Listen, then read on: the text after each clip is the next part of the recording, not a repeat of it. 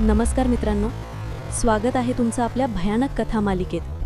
आज मी तुम्हाला घेऊन जाणार आहे एका अशा बंगल्यात जिथे 12 दरवाजे आहेत. पण तिथे 13वा एक दरवाजा असा आहे जो उघडल्यावर तुम्ही परत येऊच शकत नाही. होय, ही गोष्ट आहे 13व्या दरवाजाची. एक अशी वास्तू जी माणसाला जिवंत गिळते आणि आरशाच्या पलीकडे लपलेल्या सावल्या त्याच्याच जागी येतात. चला तर मग विझवा दिवा, लावा फक्त मोबाईल स्क्रीन आणि सुरू करूया खरी, शापित, रोंगटे उभे करणारी गोष्ट. ती सावली दरवेळी मागेच राहायची, पण त्या रात्री ती माझ्या पुढ्यात आली. ते गाव होतं करंजे, डोंगरांमध्ये हरवलेलं, शांत पण काहीसं गूढ. गावाच्या टोकाला एक जुना देशमुख वाडा होता, पूर्णपणे पडलेला, पण अजूनही कुणीही जवळ जायचं धाडस नसं करत. लोक म्हणायचे, तिथे सावल्या फिरतात, अंधार पडल्यावर माणसं दिसेनाशी होतात. पण शहरी पत्रकार नयनाने ठरवलं की तिच्या पहिल्या यूट्यूब डॉक्युमेंटरीसाठी ती त्या वाड्यावरून स्टोरी करणार. ती कॅमेरा घेऊन रात्री 11 वाजता वाड्याच्या गेटशी पोचली. वातावरणात शून्य आवाज, ना वारा ना कुत्र्यांचा आवाज, फक्त तिच्या श्वासांची धडधड. वाड्याचं लोखंडी गेट हलकंच ढकलताच एक भयानक आवाज झाला.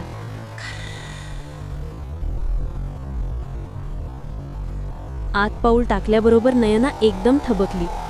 एक काळसर सावली तिच्याच समोरून दुसऱ्या खोलीत गेली. कोण आहे तिथे? नयनाने विचारलं, पण फक्त एक हसणं ऐकू आलं. ती थरथरत पुढे गेली आणि कॅमेरा चालू केला. एका कोपऱ्यात झाडू, जुनी आरतीची तुटलेली प्लेट आणि एक भिंत्यावर सिंदुराने लिहिलेलं वाक्य, ती येईल, ती तुझं भान घेऊन जाईल. अचानक तिचा कॅमेरा ऑटोफोकस करत अडकला. स्क्रीनवर काहीतरी अंधोक डोळे दिसले, फार जवळून, पण मागे कोणीही नव्हतं. हे खरंच होतंय की माझ्या मनाचा खेळ आहे?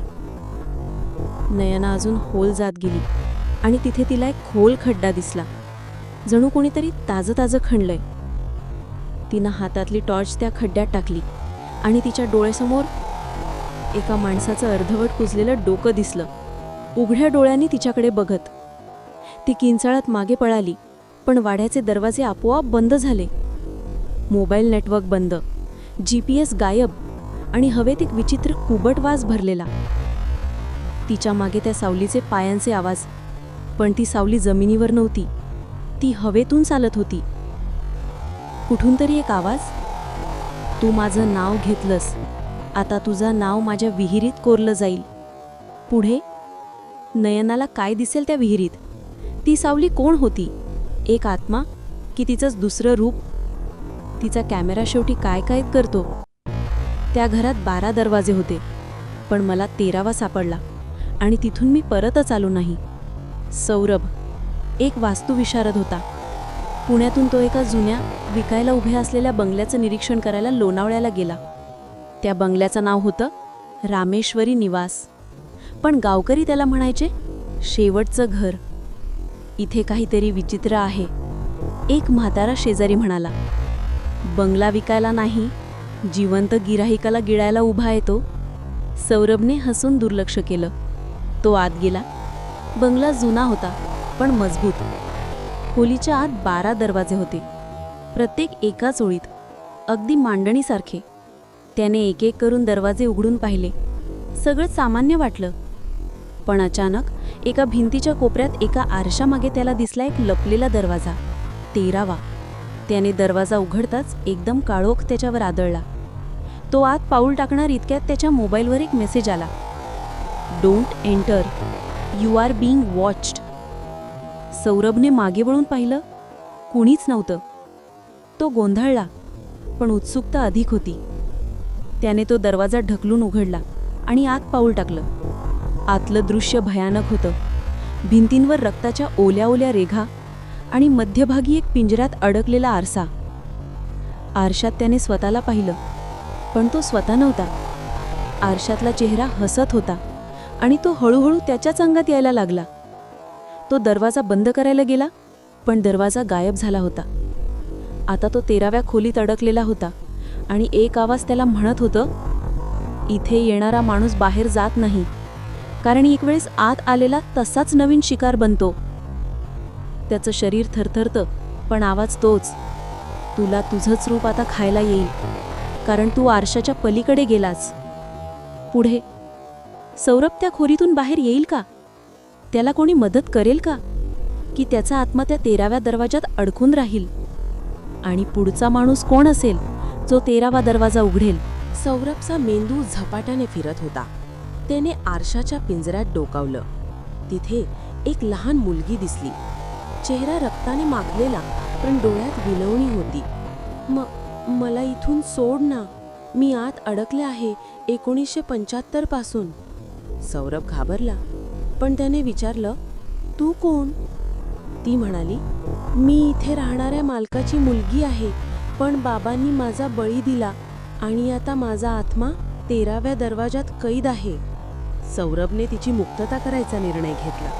पण जशीच त्याने आरशाचा पिंजरा उघडला, तोच आरशा भयानक आवाजात कापायला लागला. खर्र खेचर. आणि आरशातून बाहेर आला सौरभ सारखाच एक जिवंत शरीर, पण डोळ्यात पूर्ण काळोख, हसरा चेहरा आणि तेच कपडे. मी बाहेर जाणार आणि तू इथे राहणार, त्या सावली सौरभने हसत म्हटलं. खोली हलायला लागली.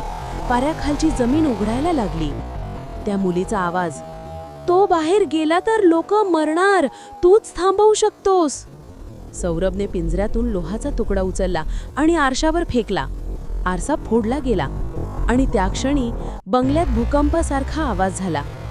सौरभ खाली कोसळला आणि अचानक सगळं शांत. सौरभ शुद्धीवर आला तेव्हा तो एका झाडीत झोपलेला होता. भोवती गडद धुके आणि डोकं ठणकत होतं. त्याने डोळे उघडले आणि स्वतःचा हात बघितलं. हातावर एक लाल वर्तुळाचं चिन्ह कोरलेलं होतं. जणू कुणीतरी गरम लोखंडानं ते जाळलं होतं. मी जिवंत आहे? त्याने स्वतःला विचारलं. त्याने फोन चालू केला. स्क्रीनवर एक व्हिडिओ नोटिफिकेशन झळकली. You uploaded a video 3 hours ago. मी? कधी? त्याने व्हिडिओ प्ले केला. व्हिडिओमध्ये सौरभ बंगल्याबाहेर उभा आहे. चेहरा शांत, पण डोळे थेट कॅमेऱ्यात बघणारे. ही होती 13व्या दरवाजाची कहाणी. आता मी पुढच्या शिकारीकडे वळतो आहे.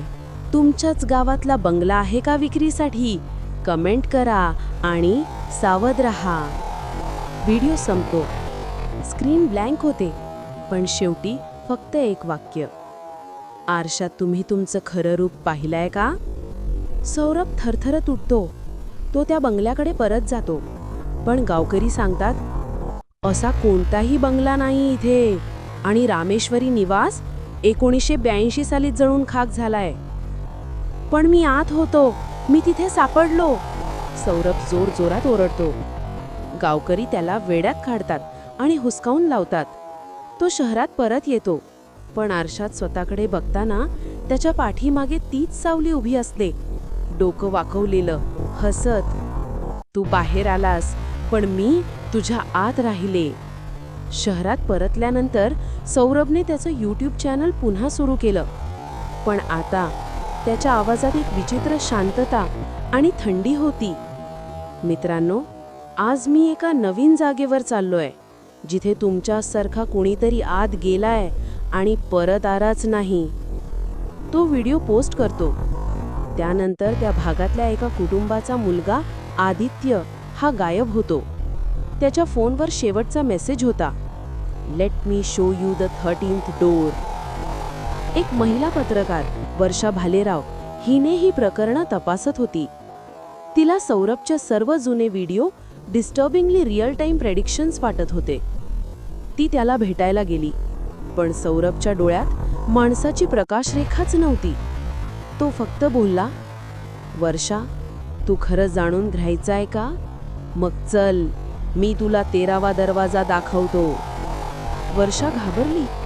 ती मागे वळणार इतक्यात सौरभच्या सावलीने तिला पकडलं, पण सौरभ हल्लाच नाही. त्या सावलीचे हात भिंतीतून आले आणि वर्षा गायब झाली. एक रात्र सौरभ घरी एकटा होता. तो आरशात बघतो आणि आत त्याला दिसतं एक नवीन चेहरा, वर्षाचा. ती हळूच म्हणते, तू मला आत ओढलंस, आता माझंही तुझ्यासारखंच काम सुरू होईल. पुढचा कोण?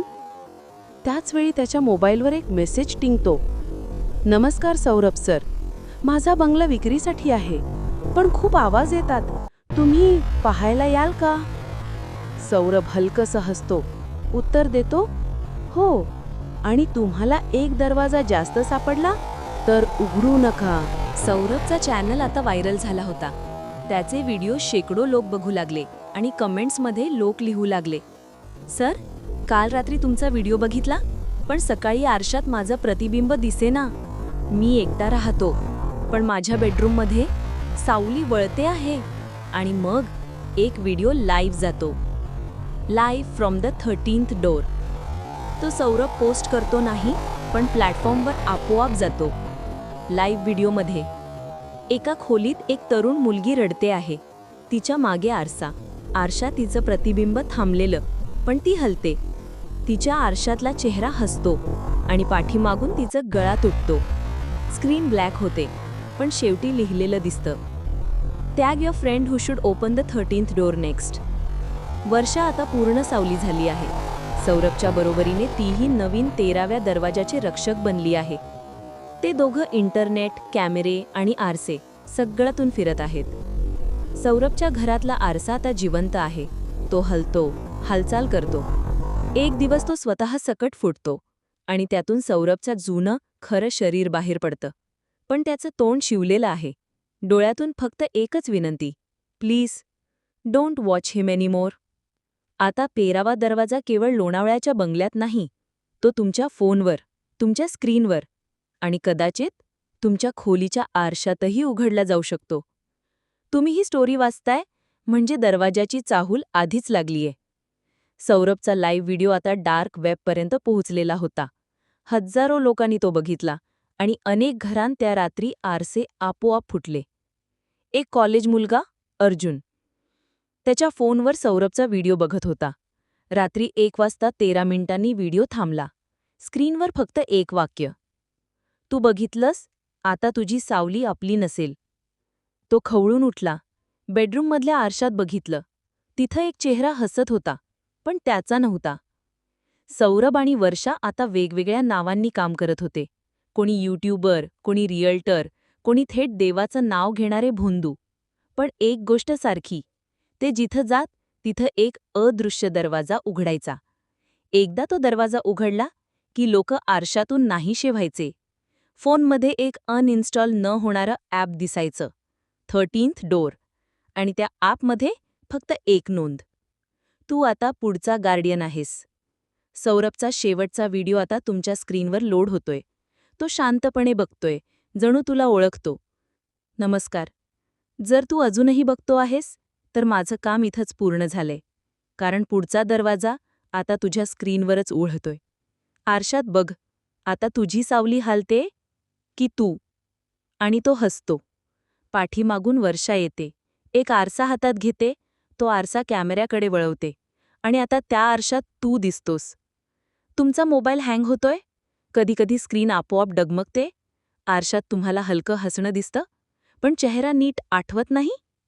हो, कारण आता तुमचं नाव पुढच्या यादीत आहे.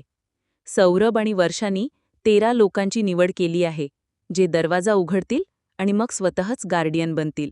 प्रत्येकाला एक QR कोड मिळतो. त्यावर लिहिलेलं असतं, तुझं आयुष्य आता दुसऱ्या बाजूने पाहायला शिक. एक CCTV फुटेज सध्या व्हायरल होतंय.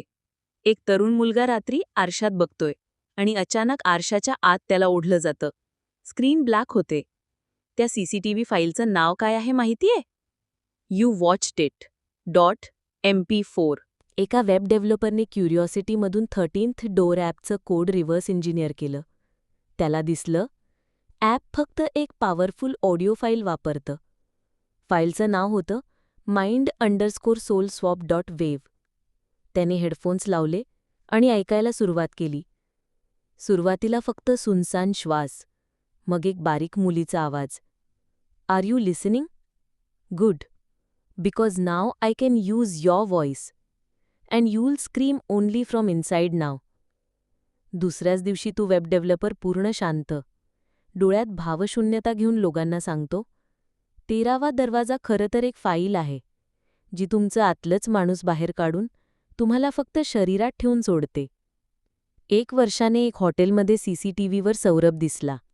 कॅमेरा ब्लरी, पण त्याच्या चेहऱ्यावर तेच हसू आणि हातात एक लिफलेट.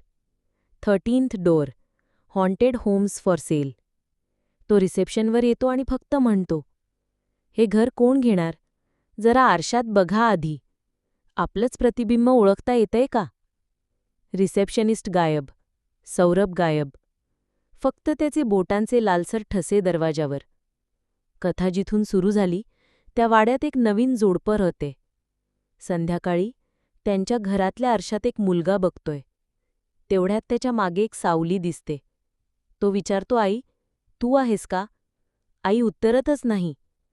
आरशात पाहतो, आई उभी आहे, पण डोकं नाहीये.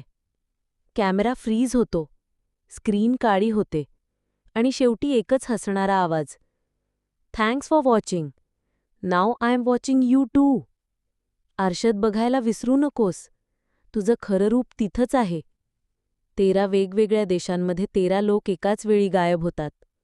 सगळ्यांच्या लॅपटॉपमध्ये एकाच वेळी 13th डोअर फायनल अपडेट नावाचा व्हिडिओ सुरू होतो.